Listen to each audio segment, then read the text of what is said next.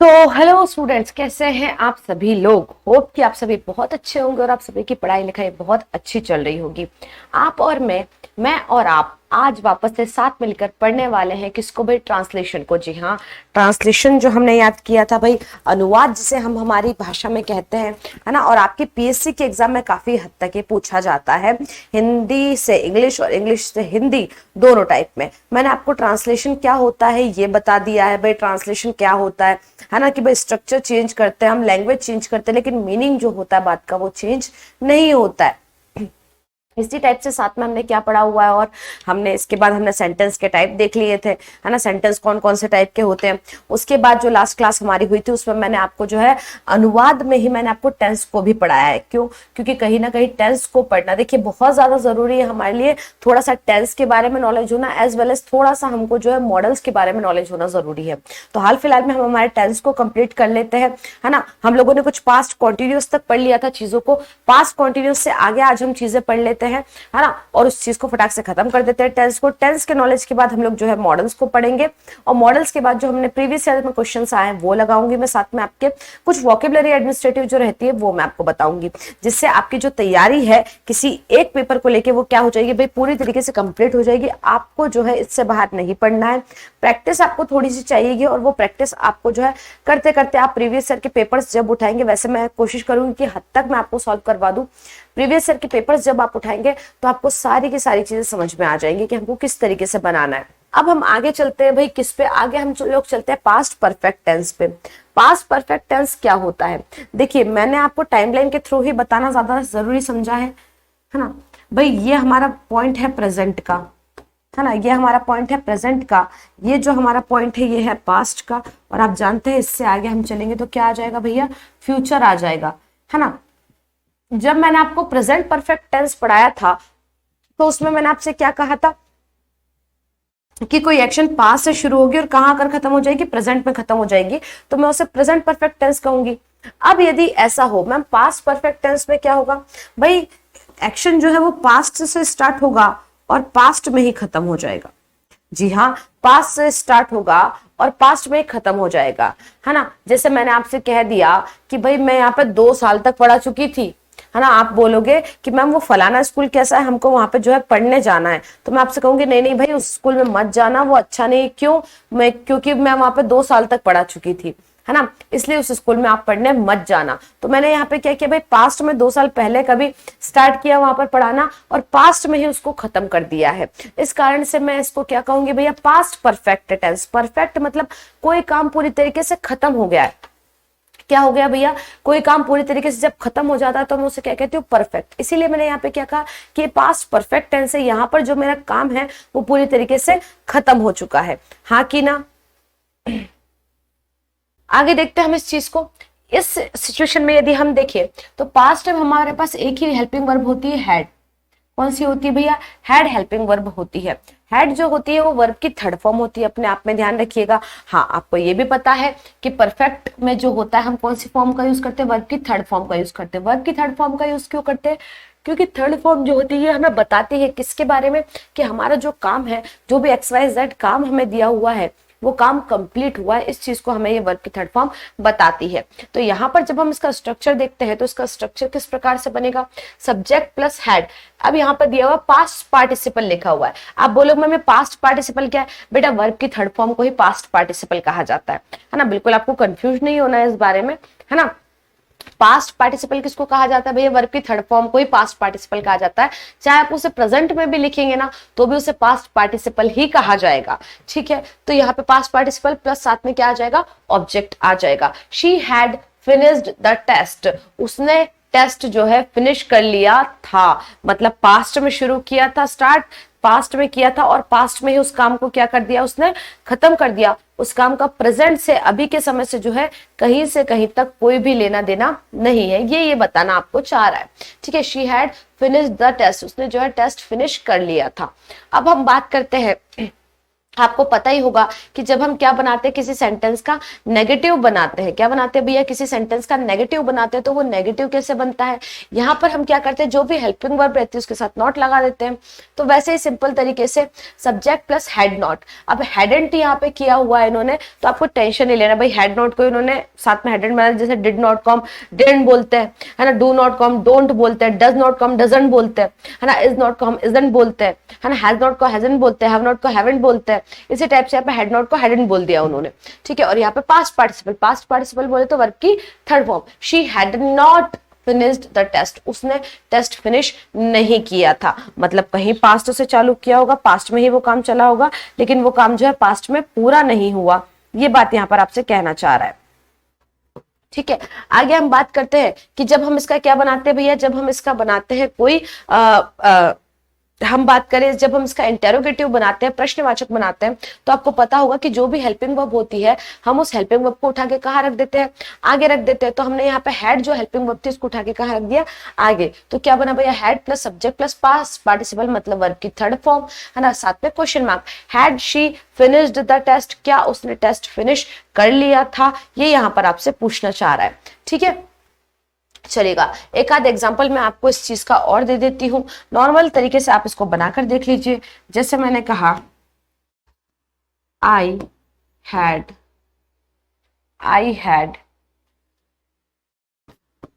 Taken,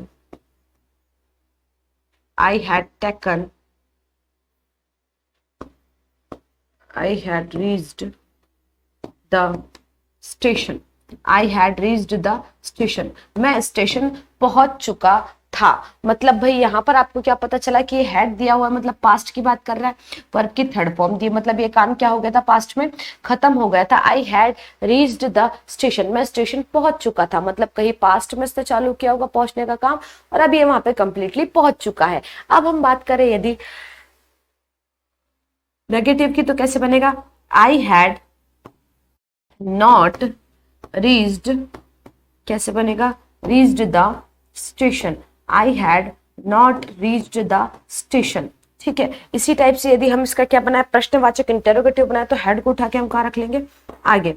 had I reached the station, अब यहाँ पे आई की जगह हम एक काम करते हैं, शी कर देते हैं, हैड शी, क्योंकि मैं खुद का तो नहीं पूछूंगी, had she reached the station, क्या वो स्टेशन पहुंच चुकी थी, है ना। देखो मोस्टली बच्चे ये करते, चुका था चुकी थी से जो है कई बार क्या कोशिश करते निकालने की भैया कि ये फलाना टेंस कौन सा टेंस है ना, लेकिन ये गलती आप बिल्कुल मत करना। हो सकता है भाई चुका था चुकी थी आपको एग्जाम में वो दे ही ना, और वाकई में जब आप पीएससी पढ़ रहे हो तो आपको बिल्कुल इस तरीके से सेंटेंस आपको नहीं देगा जिसमें आप ये करेंगे, है ना। चलिए नेक्स्ट पे चले बच्चे, पास्ट परफेक्ट टेंस को पढ़ लिया, अब हम जाते हैं भैया किस पे, हाँ पास्ट परफेक्ट टेंस के बाद हम लोग जो है पास्ट परफेक्ट कॉन्टिन्यूअस को देख लेते हैं, है ना।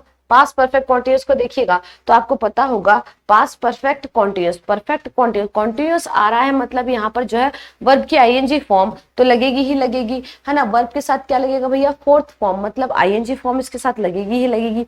साथ में जब हम बात करें तो भाई हम इसके साथ क्या लगाते हैं, बीन को लगाना पसंद करते हैं। हमने प्रेजेंट परफेक्ट कॉन्टिन्यूअस में भी यही किया था, क्या किया था कि हमने इसके साथ में बीन को लगाया था। बीन ने हमको क्या बताया था, बीन ने हमको बताया था कि वाक्य जो कार्य है वो कंटिन्यू चल रहा है। अब आप बोलेंगे मैम ये तो है जो है पास्ट है, तो पास्ट में कैसे, जैसे मैं वापस से टाइमलाइन के थ्रू ही आपको ये चीज बताऊंगी, ये रहा मेरा प्रेजेंट और इसी के साथ ये रहा मेरा पास्ट, है ना।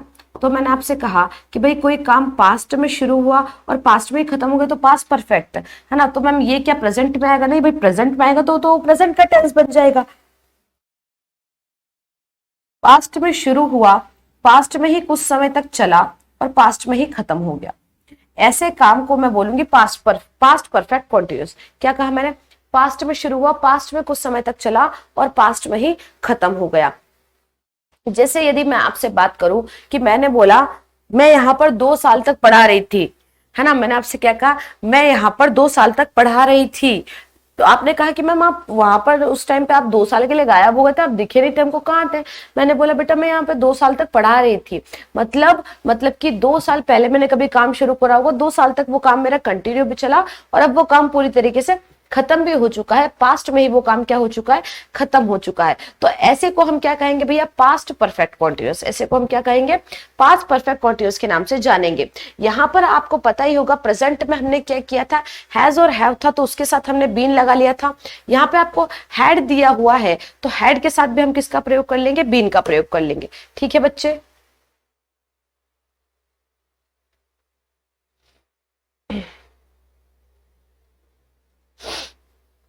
चलिए देखते हैं।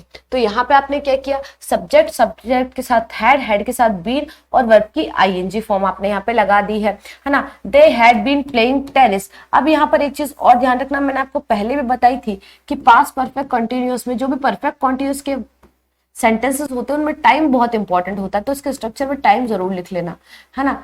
यहाँ पे मैं टाइम लिख देती हूँ फॉर 2 आवर्स, है ना। इसने यहाँ पर जो है टाइम नहीं लिखा है, जो कि रॉन्ग है। और 2 आवर्स, और 2 आवर्स, है ना। यदि टाइम नहीं लिखोगे तो वो सीधा सा है कि वो सेंटेंस जाके किसका बन जाएगा, वो सेंटेंस सीधा से जाके कॉन्टिन्यूअस का बन जाएगा, यदि आप इसमें टाइम को नहीं लिखेंगे। तो टाइम को लिखना बहुत ज्यादा इंपॉर्टेंट हो जाता है ना। They had been playing tennis for 2 hours, वो 2 घंटे तक टेनिस खेल रहे थे, मतलब उन्होंने जो है टेनिस 2 घंटे तक लगातार चलाया, टेनिस खेला, और फिर वो काम पास्ट में क्या हो गया है, पास्ट में ही वो काम मेरा खत्म भी हो गया है। कौन सा वाला काम, टेनिस खेलने वाला काम। ठीक है, वही जब हम नेगेटिव बनाने जाते हैं तो आपको पता ही होगा कि मैम हैड और बीन दोनों है, तो फिर हम कहां पर नॉट को लगाएंगे। तो आपको बिल्कुल चिंता नहीं करना, वही NOT नॉट कौन से नंबर पे लगाना है, आपको 3rd नंबर पे नॉट का आपको यूज करना है। तो आपने वही किया, सब्जेक्ट प्लस हैड नॉट या हैडंट बीन प्लस वर्ब की साथ आईएनजी लगा दिया आपने। टाइम जरूर इसके स्ट्रक्चर में ध्यान रखिएगा, यदि टाइम नहीं दिया होगा तो फिर हम लोग इसको परफेक्ट कॉन्टिन्यूअस का सेंटेंस बोल ही नहीं सकते।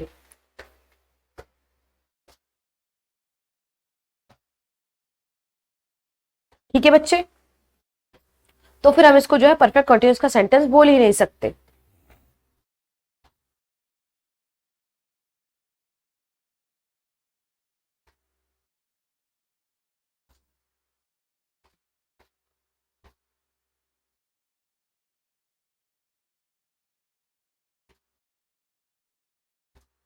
चलेगा, आगे चलते हैं, है ना।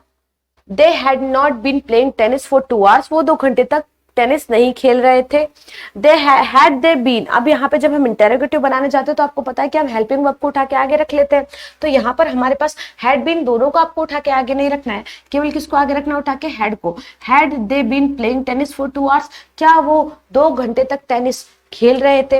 अब दोनों बातों में आपको वैसे फर्क तो कुछ भी नहीं है, लेकिन सिर्फ ध्यान किसका रखना है, हेल्पिंग वर्ब का और टाइम का, कि परफेक्ट कॉन्टिन्यूअस का कोई सा भी टेंस हो, चाहे वो प्रेजेंट हो, चाहे वो पास्ट हो, चाहे वो फ्यूचर हो, उसमें हमेशा क्या आएगा भैया, उसमें हमेशा आपको टाइम का ध्यान रखना ही रखना पड़ेगा, टाइम को आपको वहां पर देना ही देना पड़ेगा। चलिए आगे चले क्या बच्चे, चलते हैं आगे, या मैं आपको एक आध एग्जांपल और दे देती हूँ इसका। देखिए जैसे मैंने कहा, I had been teaching English since 2000।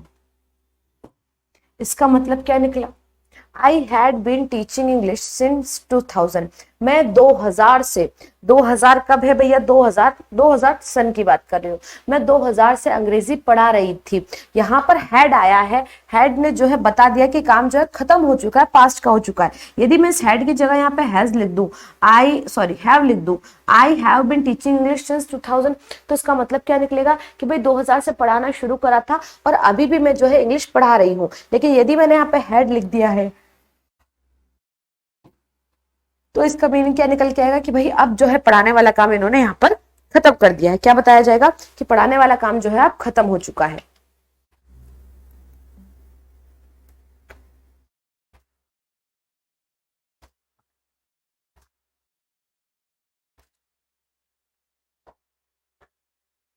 ठीक है, चलिए आगे चलते हैं, है ना। अब हम लोग चलते हैं भाई फ्यूचर इंडेफिनिट पे। ये रहा हमारा फ्यूचर इंडेफिनिट टेंस। आपको सबसे पहले एक चीज को ध्यान में रखना है, कौन सा, कि भाई फ्यूचर जो होता है ना, फ्यूचर मैंने देखा है क्या? नहीं। फ्यूचर आपने देखा है क्या? नहीं। मैम फ्यूचर तो ज्योतिष बताते हैं, है ना, वो फ्यूचर देख लेते हैं। बेटा वो फ्यूचर नहीं देखते, है ना, वो क्या करते हैं, आपकी जो वर्तमान स्थिति होती है, आपकी जो वर्तमान स्थिति होती है, उस वर्तमान स्थिति को देखते हुए आपके भविष्य को प्रेडिक्ट करते हैं। क्या करते हैं? प्रेडिक्ट करते हैं। जैसे अभी मैं हूं, मैं आपको अभी पढ़ा रही हूं, है ना, भाई सब अच्छा चल रहा है, तो मुझसे क्या कहेंगे भैया कि आपका फ्यूचर बड़ा ब्राइट है, आप जो है बहुत अच्छा करने वाली आने वाले समय में, ऐसा ऐसा वो मुझसे कह देंगे। लेकिन यदि मैं इसको इस तरीके से कह दूं, है ना, भाई मेरी जगह कोई बच्चा चला जाएगा आपकी तरह वहां पर उनके पास कि भाई मुझे मेरा जो है फ्यूचर, मेरा भविष्य के बारे में कुछ बताओ, तो वो क्या कहेंगे, बच्चे तुझे बहुत मेहनत करने की जरूरत है ना, तुझे बहुत पढ़ाई करने की जरूरत है, बहुत मेहनत से तेरी नौकरी लगेगी। तो वो बात तो सच है भैया कि सबकी नौकरी मेहनत से लगती, किसी की नौकरी जो है फालतू में तो लगेगी नहीं। तो यही बात होती है कि वो आपको क्या करते हैं, प्रेजेंट को देखते हुए वो आपके फ्यूचर का अंदाजा लगा लेते हैं, जो काम आप प्रेजेंट में कर रहे हैं। तो इसी प्रकार से जो फ्यूचर होता है, जितना भी फ्यूचर टेंस होता है, ये अपने आप में क्या होता है, एक प्रकार का प्रेडिक्शन होता है ना, कि भाई सामने वाला क्या कर रहा है, क्या करने वाला है। प्रेडिक्शन बोले तो आप प्रेडिक्शन को हिंदी में आप कहते हैं अनुमान।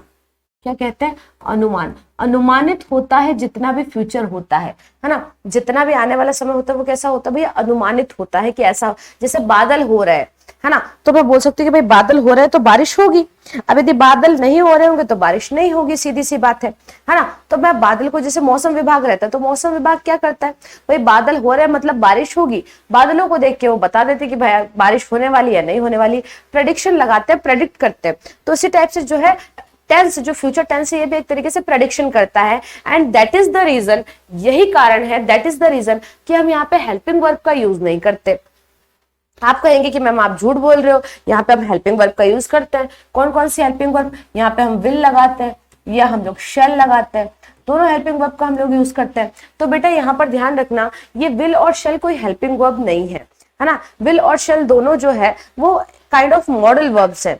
क्या है? मॉडल वर्ब्स है। और मॉडल वर्ब्स जो होती है वो हेल्पिंग वर्ब से पूरी तरीके से अलग होती है। इनका फंक्शन, इनका काम करने का तरीका अलग होता है। ठीक है, जैसे मैंने यहाँ पर कहा विल और शेल जो है दो हेल्पिंग वर्ब है, सॉरी मॉडल वर्ब है, जो किसको बताती है? संभावना को बताती है। किसको बताती है बेटा? संभावना को बताती है। लेकिन कौन सी? फ्यूचर में जो होने वाला है उसकी संभावना को वो बताएंगी, है ना। तो जैसे मैंने I will buy a car, मैं कार खरीदूंगी। अब भाई इसमें श्योरिटी नहीं है कि सच में मैं कार खरीदूंगी ही या नहीं खरीदूंगी, है ना, इसमें कोई श्योरिटी नहीं है आपके पास, खरीद भी सकते हो नहीं भी खरीद सकते हो। तो ये मैंने सिर्फ एक प्रेडिक्शन लगाया कि आज मेरे पास पैसा है तो मैं आने वाले अगले साल में जो है कार खरीद लूंगी, है ना। तो इस प्रकार से यहाँ पे किया जाता है। तो यहाँ पर देखते हैं, जब हम विल और शेल की बात करते हैं तो यहाँ पे मैं आपको बता दूं, बच्चे बहुत कंफ्यूज होते हैं, मैम कहाँ पर हम विल लगाए, कहाँ पर हम शेल लगाए। तो बहुत सिंपल सी बात है, देखो मॉडर्न इंग्लिश, जो इंग्लिश आज हम पढ़ रहे हैं, उस इंग्लिश में शेल का यूज तो लगभग ना के बराबर होता है, शेल का यूज लगभग बंद हो चुका है। लेकिन हर जगह विल का ही यूज किया जाता है। लेकिन जब भी हम बात करेंगे, हमारे दो एक प्रोनाउन है जिनको हमको ध्यान में रखना है, वो कौन कौन से? आई और वी। कौन कौन सा भैया? आई और वी। जब भी आप शेल के साथ, हाँ, यदि आप शेल के साथ आई और वी को लगाते हैं, किसको लगाते हैं? आई और वी को। जैसे मैंने बोला आई शेल, है ना, वी शेल, तो फिर ये ऐसी एक्शंस को बताते हैं जो क्या होती है भैया? नॉट फिक्स्ड होती है। नॉट फिक्स्ड होती है मतलब ऐसी एक्शंस जिनके होने के चांसेस बहुत कम होते हैं, ना के बराबर होते हैं। बिल्कुल फिक्स एक्शन नहीं है आपकी कि ये होगी ही होगी, हो भी सकती है, नहीं भी हो सकती है ना, हो भी सकती है, नहीं भी हो सकती है, दोनों चीजें हो सकती है। लेकिन यदि मैं विल के साथ, ध्यान रखिएगा, यदि मैं विल के साथ आई और वी को यूज करती हूं तो ये ऐसी एक्शंस को बताते हैं जो कैसी होती है भाई? जो फिक्स्ड होती है ना, फिक्स्ड होती है ये एक्शंस। इनका होना एक प्रकार से मेरे लिए कैसा होता है? तय होता है कि ये होगा ही होगा। इस कारण से हमने यहाँ पर क्या कहा है भैया? इस कारण से हमने यहाँ पे कहा है कि भाई इन एक्शंस को हम लोग फिक्स नहीं कर सकते, क्योंकि पूरा फ्यूचर ही मेरे लिए प्रेडिक्शन है। इस कारण से मैंने यहाँ पे कहा है कि मैं उस काम को करने के चांसेस मेरे लिए कितने हैं, बहुत कम है।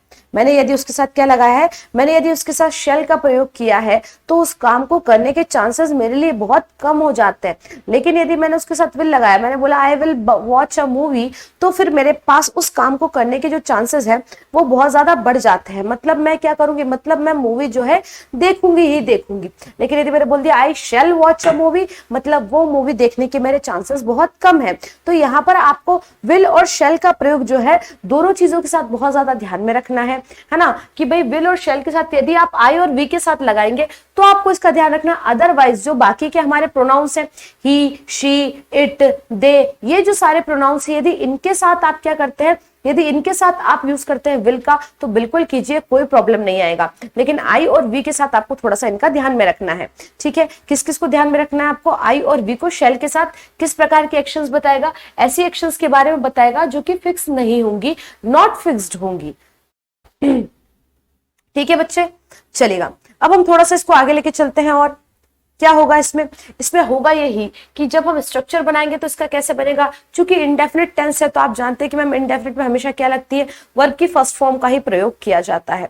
तो वर्ब की फर्स्ट फॉर्म के प्रयोग करते साथ हम क्या करेंगे, यहाँ पर भाई सब्जेक्ट के साथ हम लगा देंगे विल या शैल, जो भी सब्जेक्ट के ऊपर डिपेंड करेगा हम किस तरीके से उस सब्जेक्ट को बताना चाह रहे हैं, है ना। विल या शैल लगा देंगे, साथ में वर्ब की फर्स्ट फॉर्म को हम लोग यूज कर लेंगे, साथ में ऑब्जेक्ट लगा देंगे, है ना। सब्जेक्ट वही जब मैं नेगेटिव बनाने जाऊंगी, यदि मैं सेंटेंस को क्या बनाती हूँ, नेगेटिव बनाने जाती हूँ, तो नेगेटिव में मैं क्या करती हूँ, सीधी सी बात है मैम नॉट का यूज कर लेते हैं। तो वही नॉट का यूज मैं क्या करूंगी भाई, यहां पर करूंगी, वही नॉट का यूज मैं यहाँ पे करूंगी। सब्जेक्ट के साथ विल के साथ मैंने नॉट लगा दिया, विल या शेल जो भी उसके साथ आप नॉट लगा दीजिए और वर्ब की फर्स्ट फॉर्म का आप यूज कर लीजिए, है ना। वैसे ही विल के साथ जब भी मैं क्या करूंगी भाई, इंटेरोगेटिव बनाऊंगी तो क्या करूंगी, जो भी हेल्पिंग वर्ब है, अब यहाँ पे मेरे पास हेल्पिंग वर्ब तो नहीं है, मॉडल वर्ब्स है, तो मैं उनको उठाकर आगे रख दूंगी। तो इस टाइप से हम क्या कर सकते हैं भैया, इनका नेगेटिव और इंटेरोगेटिव दोनों चीजें हम इसकी बना सकते हैं, है ना। नेगेटिव भी बना सकते हैं और इंटेरोगेटिव भी बना सकते हैं। अब हम यहाँ पे थोड़ा सा एग्जाम्पल के साथ हम इस चीज को समझ लेते हैं। मैं आपको जो है सिंस और फोर का यूज भी पढ़ाने वाली हूँ। जी हाँ, अभी आपको जो है मैं सिंस और फोर को आप किस प्रकार से यूज करेंगे ये चीज भी मैं आपको पढ़ाने वाली हूँ। ठीक है, चलिए देखते हैं। तो हम यहाँ पे बात करेंगे भाई कि भाई यदि मैंने आपसे कहा आई विल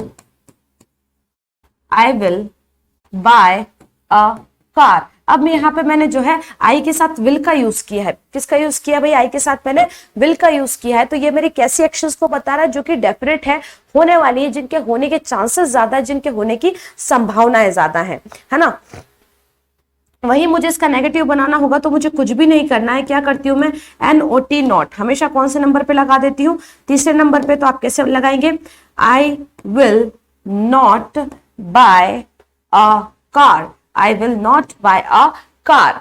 ठीक है, यदि मुझे यहाँ पर क्या बनाना है, यदि मुझे इसका इंटेरोगेटिव बनाना है तो सीधी सी बात है, जो भी हेल्पिंग वर्ब दिए मैं उसको उठा के आगे रख दूंगी, है ना। तो विल, अब आई के लिए तो मैं बोलूंगी नहीं ऐसा, will she buy a car, क्या वो कार खरीदेगी। तो इस प्रकार से आप क्या बना सकते हैं, नेगेटिव भी बना सकते हैं और इंटेरोगेटिव भी आप जो है साथ में बना सकते हैं, दोनों काम आप कर सकते हैं। चलिएगा, मेरे हिसाब से आपको फ्यूचर इंडेफिनिट समझ में आया होगा। अब हम चलते हैं फ्यूचर कॉन्टिन्यूअस पे। फ्यूचर कॉन्टिन्यूअस टेंस आखिर है क्या, तो देखिए भाई, फ्यूचर तो है पूरा, फ्यूचर जो है वो तो पूरा दिया हुआ है, आपको पूरा दिया जाएगा। लेकिन इस फ्यूचर में आप लोग क्या करेंगे, विल और शेल का ही प्रयोग करेंगे। क्यों विल और शेल का प्रयोग करेंगे, क्योंकि यहां पर जब फ्यूचर बता रहे हैं तो एक मॉडल का यूज कर रहे हैं और फ्यूचर हमारी पूरी संभावना है। फ्यूचर जो हम देखते हैं वो पूरा का पूरा क्या है, मेरे लिए एक तरीके से प्रेडिक्शन है। तो प्रेडिक्शन के कारण मैं यहाँ पर क्या कर रही हूँ, केवल और केवल किसका प्रयोग कर रही हूँ, विल और शेल का। साथ में आपको पता है कॉन्टिन्यूअस है तो वर्ब की कौन सी फॉर्म लगती है भैया कॉन्टिन्यूअस में, फोर्थ फॉर्म। लेकिन आपको एक बात ध्यान रखनी है, कि विल और शेल के साथ, विल या शेल के साथ में जो है डायरेक्ट फोर्थ फॉर्म का प्रयोग नहीं कर सकती हूं। क्यों नहीं कर सकती हूँ भैया? क्योंकि आपको ये बात पता होगी कि विल और शेल ना केवल हेल्पिंग वर्ब है बल्कि ये दोनों मॉडल वर्ब्स भी हैं, और मॉडल वर्ब्स के साथ हम लोग कभी भी डायरेक्ट किसी वर्ब की थर्ड फॉर्म या फोर्थ फॉर्म का यूज नहीं करते हैं। हम इसके साथ हमेशा किसका प्रयोग करते हैं? वर्ब की फर्स्ट फॉर्म का। अब हमारे यहाँ तो पास तो है नहीं, लेकिन भाई जिसका कोई नहीं होता है ना, जिसका कोई नहीं होता उसका कौन होता है? आप कहोगे मैम जिसका कोई नहीं होता उसका तो भगवान होता है, तो भगवान होता है इसलिए हम यहाँ पे लिख देंगे बी। तो क्या बन जाएगा भैया? विल शेल के साथ बी प्लस वर्ब की फोर्थ फॉर्म यहाँ पर बन जाएगी, है ना। तो यहाँ पे मेरा जो स्ट्रक्चर है वो कैसा बना? सब्जेक्ट के साथ विल बी या शेल बी, जो भी आपको लगाना हो, वर्ब के साथ आएंगे, साथ में object. You will be studying, तुम पढ़ रहे होंगे, मतलब तुम्हारा ये काम जो होगा फ्यूचर में कंटिन्यू चल रहा होगा। जैसे मैंने आपसे कहा कि भाई अभी क्या टाइम हो रहा है? अभी 1 बज रहा है ना। कल 1 बजे तुम क्या कर रहे होंगे? शायद तुम पढ़ रहे होंगे, है ना। मतलब इस टाइम पे जो रहेगा तुम्हारा ये काम कैसे चलेगा? कंटिन्यू चलेगा। ये वाला काम तुम कैसे करोगे भैया? कंटिन्यू करोगे, ठीक है, हाँ कि ना। चलिए, वैसे ही मुझे क्या करना होगा? यदि मुझे नेगेटिव बनाना होगा तो मैं क्या लगा दूंगी? विल और नॉट के बीच, विल और बी के बीच में नॉट का प्रयोग कर लूंगी। याद कैसे रखेंगे? NOT, नॉट हमेशा कौन से नंबर पे लगाना है आपको? थर्ड नंबर पे। नॉट के लिए बिल्कुल भी कंफ्यूज नहीं होना है। उसी तरीके से जब आप क्या करेंगे, इसका यदि आप बनाने जाते हैं इंटेरोगेटिव प्रश्नवाचक, तो आप क्या कहेंगे? विल या शेल जो भी दिया होगा उसको उठाकर कहां रख देंगे? आगे रख देंगे। उसका आप इंटेरोगेटिव बना देंगे, क्योंकि जो भी हेल्पिंग वर्ब होती है उसको हम कहां रख देते हैं? उठाकर आगे रख देते हैं। तो यही हमने यहाँ पे विल और शेल के साथ भी किया है। आगे चलते हैं, और हमारा जो है फ्यूचर परफेक्ट टेंस। परफेक्ट का मतलब क्या होता है? कि काम पूरा खत्म होगा। काम पूरा खत्म होगा तो सीधी सी बात है, वर्ब की कौन सी फॉर्म लगाई जाएगी? यहाँ पर भैया थर्ड फॉर्म का प्रयोग होगा। वर्ब की कौन सी फॉर्म का प्रयोग होगा? थर्ड फॉर्म का प्रयोग होगा। मतलब वर्ब की थर्ड फॉर्म का अर्थ ही ये निकलता है कि काम खत्म होगा, ठीक है। तो यहां पर हम वही बात करना चाह रहे हैं कि विल और शेल जब भी हम आएगा तो विल और शेल, भाई चूंकि मॉडल है और मॉडल को जो है तीसरे नंबर पर रहना बिल्कुल पसंद नहीं है, मतलब इसके साथ में डायरेक्ट तो वर्ब की थर्ड फॉर्म का प्रयोग कर नहीं सकती हूँ। तो परफेक्ट टेंस में मैं यूज करूंगी यहाँ पर हैव का। किसका यूज करूंगी बेटा? हैव का। That is the reason. किसका यूज करूंगी? हैव का। और हैव के रीजन के कारण हम यहाँ पे क्या करेंगे? विल या शेल, विल या शेल, साथ में हम लगाएंगे इसके हैव। हैव चूंकि वर्ब की फर्स्ट फॉर्म है, साथ में वर्ब की थर्ड फॉर्म। तो ये इसका स्ट्रक्चर कुछ इस टाइप से बनता है। राम राम, ठीक है। इसका स्ट्रक्चर कुछ इस टाइप से बनता है कि जो भी हमारे पास क्या दिया हुआ होता है, हेल्पिंग वर्ब दी होती है, उसको लगाते हैं। साथ में हम लोग जो है हम देखते हैं कि कहीं वो मॉडल तो नहीं है। यदि वो मॉडल है तो एक बात तो गांठ बांध लो कि जो है मॉडल वर्ब यदि आई है तो मॉडल वर्ब के साथ आप हमेशा वर्ब की फर्स्ट फॉर्म का ही प्रयोग करेंगे। आप उसके साथ थर्ड फॉर्म या सेकंड फॉर्म का प्रयोग चाह के भी नहीं करेंगे। तो मैं विद्या रानी की कसम है तुम लोगों को, ठीक है, चलेगा। आगे चलते हैं, तो कैसे बनेगा? सब्जेक्ट के साथ विल हैव या shall have plus past participle. Past participle का मतलब क्या हुआ? वही वर्ब की थर्ड फॉर्म। जी हाँ, आप पास्ट पार्टिसिपल का नाम सुन के आप ये वो तो ना, ओ मैडम ये क्या, ये तो नई क्या चीज आ गई, ये पार्टिसिपल क्या होता है? वर्ब की थर्ड फॉर्म को पास्ट पार्टिसिपल कहा जाता है ना। गंगाधरी शक्तिमान है, शिवानी मैडम ही राजपूत मैडम है, राजपूत मैडम ही शिवानी मैडम है, तो दोनों चीजें एक ही है, ठीक है, चलेगा। तो यहाँ पे कैसे इसका स्ट्रक्चर बनेगा? सब्जेक्ट के साथ विल या शैल लगाया, साथ में हैव और साथ में पास्ट पार्टिसिपल वर्ब की third form. He will have done it by this evening, कि भाई वो आज शाम तक इस काम को कर लेगा। कर लेगा मतलब भाई ये काम क्या हो जाएगा? पूरी तरीके से कंप्लीट हो जाएगा। ध्यान रखना, जब भी बाय के साथ, है ना, एक बात हमेशा ध्यान में रखना, बाय के साथ यदि क्या दिया हुआ है? कोई टाइम वर्ड दिया हुआ है। बाय के साथ यदि कोई टाइम वर्ड आपको दिया हुआ है तो ऐसा सेंटेंस हमेशा किसका बनेगा? फ्यूचर परफेक्ट टेंस का ही बनेगा। ऐसा सेंटेंस हमेशा फ्यूचर परफेक्ट टेंस का ही बनेगा। बाय के साथ यदि क्या दिया हुआ है? कोई टाइम वर्ड आपको दिया हुआ है। Is that clear?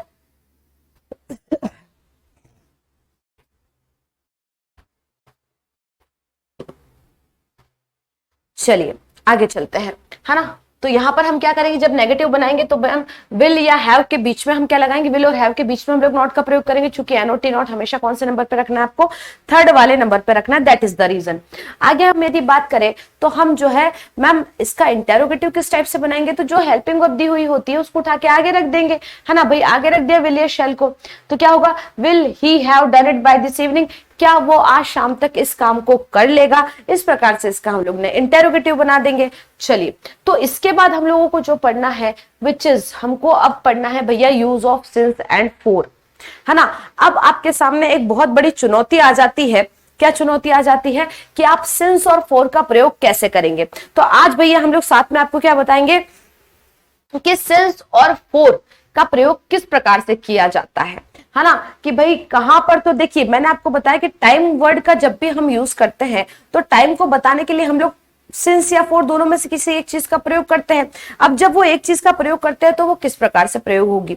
हाँ, लेकिन उससे पहले, है ना, उससे पहले हम लोगों ने शायद एक चीज और नहीं पढ़ी, that is future perfect continuous tense. हालांकि मुझे पढ़ाने की जरूरत नहीं है, इस टेंस का प्रयोग ना के बराबर होता है, बट फिर भी आपके दिल की तसल्ली के लिए, आपके कलेजे को ठंडक मिल जाए, इसके लिए हम इसको पढ़ा देते हैं, है ना। कि भाई क्या होगा इसमें, कुछ भी नहीं होगा। फ्यूचर परफेक्ट कंटिन्यूअस मतलब ऐसी एक्शंस को बताएंगे जो क्या हुई होगी, जो कहीं पास्ट या प्रेजेंट कहीं से भी स्टार्ट हो, लेकिन फ्यूचर में जो है वो क्या चलेगी, कंटिन्यू चलेगी। पास्ट या प्रेजेंट वो कहीं से भी स्टार्ट हो, लेकिन फ्यूचर में वो कैसी चलेगी, कंटिन्यू चलेगी। तब इस सिचुएशन में हम क्या करते हैं, फ्यूचर परफेक्ट कॉन्टिन्यूअस टेंस का यूज करते हैं, हाँ कि ना। यहाँ पर आपकी जो है हेल्पिंग वर्ब थोड़ी लंबी चौड़ी हो जाएगी। लंबी चौड़ी कैसे हो जाएगी आपकी हेल्पिंग वर्ब, जो भी आपको दिया हुआ है विल या शैल। अब आपको पता है कि मैम हम लोग जो है डायरेक्ट वर्ब की फोर्थ फॉर्म का भी प्रयोग यहाँ पर नहीं कर सकते, तो परफेक्ट कॉन्टिन्यूअस दिया, इस कारण से हम यहाँ पे हैव का प्रयोग तो करेंगे ही करेंगे। साथ में हम प्रयोग करेंगे किसका, बीन का, और बीन के साथ हम बजा देंगे वर्ब की फोर्थ फॉर्म को। किसको लगा देंगे हम यहाँ पे, वर्ब की फोर्थ फॉर्म को यहाँ पर यूज कर लेंगे। तो दोनों चीजों का अर्थ आपको पता होना चाहिए, है ना। तो भाई स्ट्रक्चर कैसा बनेगा, स्ट्रक्चर हमारा कुछ ऐसा बनेगा,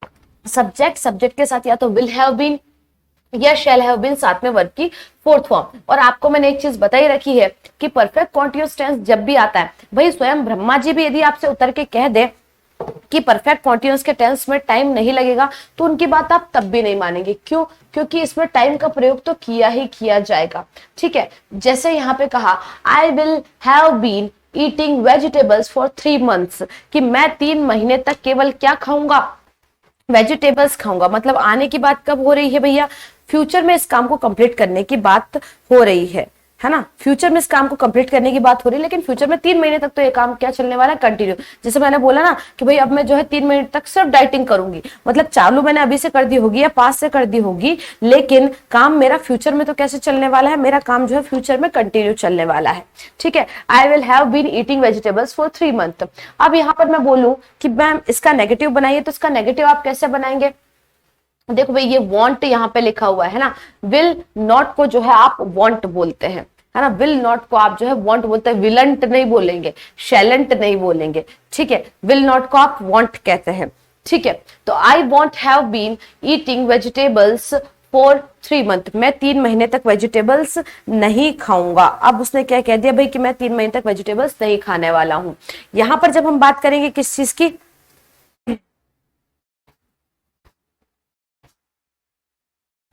यहां पर हम बात करेंगे यदि इंटेरोगेटिव की, तो हम क्या करेंगे, जो भी हेल्पिंग वर्ब दी हुई है विल और शैल, उसको उठाकर हम लोग कहां रख देंगे, आगे। तो will you have been eating vegetables for 3 months, क्या तुम 3 महीने तक क्या करने वाले हो भैया, वेजिटेबल्स ही खाने वाले हो। तो इस टाइप से will you have been eating vegetables for 3 months, क्या तुम 3 महीने तक केवल वेजिटेबल्स खाने वाले हो, है ना। आने वाले 3 महीने की बात करी, आने वाले समय की बात करी है, चलेगा। आगे चलते हैं। तो भाई अब इसके साथ जो है हमने टेंस को तो पूरा पढ़ लिया है, टेंस को तो पूरा पढ़ लिया है, लेकिन लेकिन लेकिन हमारे लिए जब हमने यहाँ पे बात की कि ऐसे टेंस सेंटेंस में जो है टाइम का प्रयोग किया जाएगा, है ना, टाइम को बताया जाएगा, तो यहाँ पे देखिए आप फोर का यूज हुआ है, पिछले वालों में मैंने सिंस का प्रयोग किया था, है ना, पिछले वालों में मैंने सिंस का प्रयोग किया था, और अब मैंने क्या किया है, फोर का प्रयोग किया है। तो ये फोर और सिंस का प्रयोग किया कैसे जाता है ना। Usage of since and four, since और फोर का यूज टाइम बताने के लिए किया जाएगा, लेकिन किस टाइप से किया जाएगा इस बारे में अब हम बात करते हैं। देखिए जब भी हम टाइम की बात करेंगे तो हम बात करेंगे सिंस की और फोर की। किसकी बात करेंगे, सिंस की और फोर की। कई बच्चों को जो है सिंस और फोर को यूज करना नहीं आता है, तो वो भी समझ लीजिए, कई बार एग्जाम में आपको दे दिया जाता है ना, कई बार एग्जाम में आपको दे दिया जाता है, तो आप उसे कैसे लिखेंगे। देखिए सिंस जो होता है, सिंस जो होता है, ऐसे सिंस, ऐसे आप बात करेंगे स्टार्ट, है ना। ऐसे सिंस, ऐसे स्टार्ट। स्टार्ट बोले तो जब भी आपको अपनी एक्शन का, है ना, जो भी क्रिया हो रही है, यदि उस क्रिया का स्टार्टिंग पॉइंट आपको पता हुआ है कि ये क्रिया शुरू कब से हुई है, क्या पता हुआ है आपको भैया, स्टार्टिंग पॉइंट यदि आपको पता हुआ है तो आप वहां पर सिंस का प्रयोग करेंगे। जैसे मैंने कहा कि मैं यहाँ पर 2000 से पढ़ा रही हूँ। कब से पढ़ा रही हूँ? 2000 से पढ़ा रही हूँ, सन 2000 से मैं यहाँ पर पढ़ा रही हूँ। तो मैंने यहाँ पे क्या किया भैया, सिंस का प्रयोग किया है। किसको बताता है? शुरुआती बिंदु को बताता है। यदि आपको पता हो किसी भी सेंटेंस में किस उस समय का शुरुआती बिंदु पता हो, उस क्रिया का जो है शुरुआती बिंदु पता हो, तो आप जो है सिंस का प्रयोग कर देंगे। जैसे मैंने कहा मैं सुबह से यहाँ पढ़ा रही हूँ, तो मैं यहाँ पे क्या बोलूंगी भैया, सिंस मॉर्निंग। मतलब कि मैंने पढ़ाना शुरू कब से किया था? आप कहोगे कि मैम आपने सुबह से पढ़ाना शुरू किया था और अभी भी भाई पढ़ा रही हूँ, जो भी है खत्म भी हुआ हो तो कोई मतलब नहीं है, लेकिन काम शुरू तो सुबह से हुआ था ना। आपको इतना तो पता चला कि काम जो है सुबह से शुरू हो गया था। इस कारण से मैं यहाँ पर क्या करती हूँ भाई, सिंस का प्रयोग करती हूँ। लेकिन ऐसा समय जब क्या हो, पीरियड ऑफ टाइम हो। क्या हो भैया? Period of time. Period of time, या हम इसे हिंदी में कहेंगे जब आपको समयावधि दी हुई हो, है ना, समयावधि दी हुई हो, है ना, समय की अवधि दी हुई हो, जब आपको पता ना हो कि कितने समय की बात हो रही। जैसे मैंने बोला कि मैं सुबह 2 घंटे, मैंने सुबह यहाँ पर 2 घंटे पढ़ाया। अब वो 2 घंटे क्या हुआ भाई, एक समय अवधि हो गई। समय अवधि क्या होती है भैया? टाइम पीरियड होता है। जैसे आपका स्कूल में पीरियड लगा करते थे आधे घंटे का, तो पीरियड क्या था भाई, एक समय अवधि थी कि आधे घंटे तक आपको इंग्लिश पढ़ाई जाएगी, आधे घंटे तक आपको मैथ्स पढ़ाया जाएगा, आधे घंटे तक आपको जो है साइंस पढ़ाया जाएगा। तो ये एक समय अवधि हुआ करती थी। तो इसी प्रकार से जब आपको क्या होता है, पीरियड ऑफ टाइम दिया होता है। जैसे मैंने बोला कि मैंने 10 साल तक यहाँ पढ़ाया, तो ये 10 साल मेरे लिए क्या बने भाई, एक समय अवधि बने हैं, है ना। 10 साल यदि मैंने कहा, तो देखिए एक टाइमलाइन के थ्रू आप इस चीज को समझिए। भाई ये अभी चल रहा है हमारा क्या, 2023 चल रहा है, यहाँ 22 होगा, इससे पहले 21 होगा, फिर 20 होगा, है ना, फिर 19, ये 18, ये 17, ये 16, ये 15, है ना, ये 14, इस तरीके से समय होगा। अब मैंने आपसे कहा कि मैंने जो है 3 साल तक यहाँ पढ़ाया था। अब वो 3 साल कौन से हैं, आपको कुछ कंफर्म हुआ क्या? भाई वो पढ़ाना शुरू कब से किया था, ये बात आपको कुछ कंफर्म हुई क्या? तो आप कहेंगे नहीं मैम, वो हो सकता है कि मैंने 2020 से लेकर 2023 तक की बात करी हो, है ना, है ना। या हो सकता है आप जो है मैम 2019 से लेकर 2022 तक की बात कर रहे हो, है ना। या हो सकता है मैम आप 2018 से लेकर 2021 तक 3 साल की बात कर रहे हो। या हो सकता है आप 2017 से लेकर 2020 तक की बात कर रहे हो, है ना। या हो सकता है 16 से लेके 19 तक की बात कर रहे हो। तो कुछ भी हो सकता है। देखो इस टाइम का कुछ कंफर्मेशन नहीं है, लेकिन इतना तो कंफर्म है कि 3 साल तक वो मेरा काम चला है। तो 3 साल तक मेरा वो काम चला है, इस कारण से मैंने इसको क्या कहा कि भाई ये मेरे लिए क्या है, पीरियड ऑफ टाइम है, अर्थात ये मेरे लिए एक समय अवधि बन चुका है। समय अवधि बन चुका है, इसलिए यहाँ पर मैं किसका प्रयोग करती हूँ, फोर का। जैसे मैंने बोला 3 साल, फॉर 3 ईयर्स, है ना, फॉर 10 ईयर्स, मैंने बोल दिया फॉर 10 ईयर्स। तो यहाँ पे भाई, यहाँ पे यदि 13 लिखा हुआ तो लेकिन जरूरी थोड़ी है कि भाई ये 2013 से लेके 2023 तक का ही समय हो सकता है 2003 से लेके 2013 तक के समय में मैंने पढ़ाया, है ना। तो इन चीजों को हम क्या कहते हैं, समय अवधि कहते हैं। और समय अवधि कभी भी कंफर्म नहीं होती है ना। समय अवधि में हमें जो है स्टार्टिंग पॉइंट नहीं पता हुआ होता है कि स्टार्ट कब से हुआ। दैट इज द रीजन कि हम उसके साथ क्या करते हैं भैया, फोर का प्रयोग करते हैं। लेकिन यदि हमें पता है कि स्टार्ट कब हुआ, तो हम किसका प्रयोग करते हैं, सिंस का प्रयोग करते हैं। ठीक है बच्चे, चलिए इन चीजों को हम लोग थोड़ा सा और देख लेते हैं। जैसे मैंने यदि यहां पर कहा,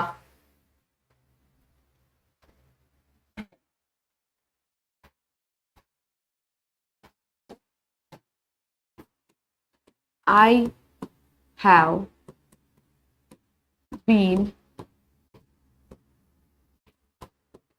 teaching English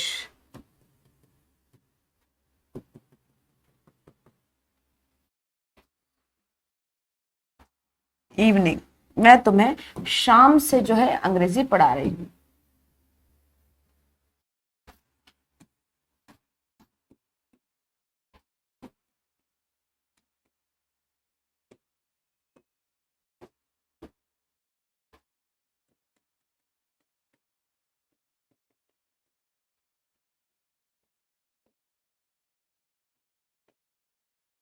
अब आपसे मेरा प्रश्न बन जाता है कि कहां पर आप सिंस लगाएंगे और कहां पर आप फोर लगाएंगे। तो आपको ये चीज बहुत अच्छे से क्लियर हो जानी चाहिए कि मैम यहाँ पर आप बोल रहे हो कि I have been teaching English evening, मतलब मैं इंग्लिश जो पढ़ा रही हूँ कब से पढ़ा रही हूँ, इवनिंग से पढ़ा रही हूँ। भाई काम शुरू कब हुआ होगा, इवनिंग में, शाम में वो काम शुरू हुआ होगा। तो शाम से वो काम क्या चल रहा है, अभी तक चल रहा है, कंटिन्यू चल रहा है ना। लेकिन शुरुआती बिंदु कौन सा है, मेरा शाम है। So that is the reason कि मैं यहाँ पर किसका प्रयोग करना ठीक समझूंगी, मैं यहाँ पर सिंस का प्रयोग करूंगी, है ना। अब मैंने कहा I have taught English 10 years, मैंने यहाँ पे जो है 10 साल तक इंग्लिश पढ़ाई। अब ये 10 साल शुरू कब हुए थे ये पता है क्या भाई? भाई क्या कंफर्मेशन है कि 2013 से लेकर 2023 तक का 10 साल होगा? हो सकता है 2003 से लेकर 2013 तक का 10 साल हो, कोई कंफर्मेशन नहीं है। लेकिन ये एक पीरियड ऑफ टाइम है, एक समय अवधि तो है 10 साल, जिसमें मैंने क्या किया है, जिसमें मैंने इंग्लिश को पढ़ाया है।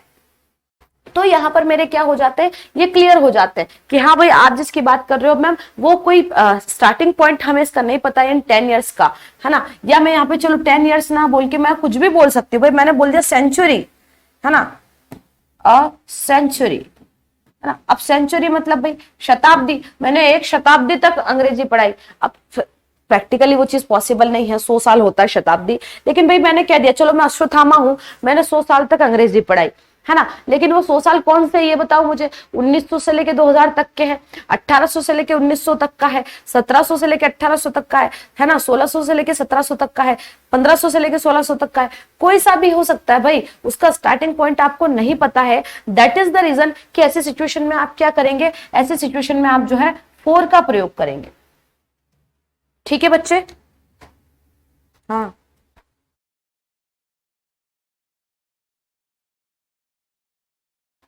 ठीक है। ऐसी सिचुएशन में आप किसका प्रयोग करेंगे भैया, फोर का प्रयोग करेंगे। इज दैट क्लियर, है ना। क्योंकि हमें यहाँ पर नहीं पता। अब देखो यहाँ पर जो है कुछ भी हो सकता था भाई, इसकी जगह, इस सेंचुरी की जगह यहाँ पर और कुछ भी हो सकता था, फोर डिकेड हो सकता था। डिकेड का मतलब क्या होता है भैया, दशक, है ना। मैंने एक दशक तक 10 सालों तक पढ़ाया मैंने, है ना। तो भी दशक, अब वो दशक कौन सा होगा, वो काम शुरू कब से हुआ, इसका कंफर्मेशन आपको नहीं है। इसका टाइमिंग कंफर्मेशन जब आपको नहीं है तो आप उसको नहीं कह सकते कि मैम ये जो है डेफिनेट है, तब से ही शुरू होगा। इस कारण से हम इसे समय अवधि मान के इसके साथ किसका प्रयोग करते हैं, फोर का। तो ठीक इसी प्रकार से जो है आप भी कर सकते हैं, है ना। किसका, सिंस और फोर का यूज आप कर सकते हैं। तो देखिए यहां पर हमारा जो है टेंस वाला जितना भी पोर्शन हमने पढ़ा है ना,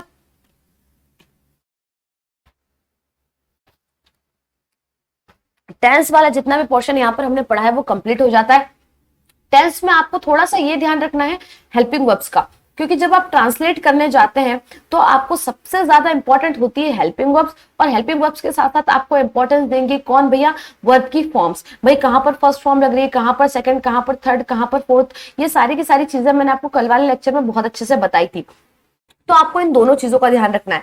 अब हम जो पढ़ेंगे वो थोड़ा सा मॉडल्स को पढ़ेंगे, क्योंकि टेंस के साथ साथ जो है मॉडल्स को पढ़ना, मॉडल्स किस तरीके से किसी बात को कहते हैं ये भी इंपॉर्टेंट हो जाएगा, है ना। लेकिन भाई यदि आपको इंग्लिश को बनाना है तो मैंने आपसे पहले भी कहा है कि टेंस जो होता है वो अंग्रेजी की स्पाइन होता है ना, रीढ़ की हड्डी होता है, कि यदि ये रीढ़ की हड्डी नहीं हुई तो आप कोई भी काम टाइम से सही से नहीं कर पाएंगे। टेंस आपको याद होना बहुत जरूरी है। तो वापस से हम लोग मिलेंगे नेक्स्ट क्लास में, जिसमें हम लोग जो है मॉडल्स को पढ़ेंगे। 2 क्लास में हमने टेंस को खत्म कर दिया है। फर्स्ट क्लास में हमने सेंटेंस को पढ़ा था, सेकंड में हमने मॉडल्स टेंस को पढ़ा, थर्ड में भी हमने टेंस को पढ़ा, फोर्थ में अब जो हम पढ़ने वाले हैं वो पढ़ने वाले हैं मॉडल्स को। इसी के साथ हम लोग मिलेंगे भैया वापस से नेक्स्ट क्लास में। तब तक के लिए थैंक यू सो मच, जय हिंद।